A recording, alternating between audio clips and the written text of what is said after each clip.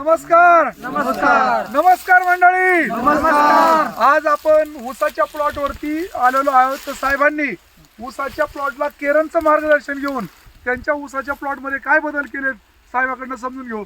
साहेब तुमचं नाव गाव सांगा बरं आम्हाला. माझं नाव प्रल्हाद आसुरबा उमरे, राहणार रेवली, तालुका परळी, वैजनाथ, जिल्हा बीड.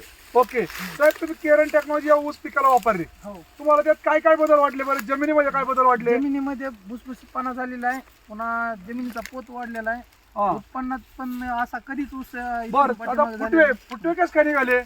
फुटवे सगळे एकसारखे निघाले, जबरदस्त वाढ. आता यावर्षी भरपूर पाऊस होता मंडळी, बरोबर का? हो, बरोबर. पाऊस भरपूर असल्यामुळे बरेच ऊसाचे प्लॉट पिवळे पडलेत. हो.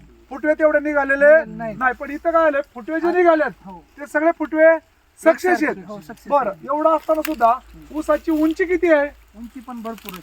जवळपास 28-29 कांड्यावर 28 ते 29 कांड्यावरती ऊस आहे. हो, आता दरवर्षी तुमचा या रानामध्ये किती ऊस निघायचा?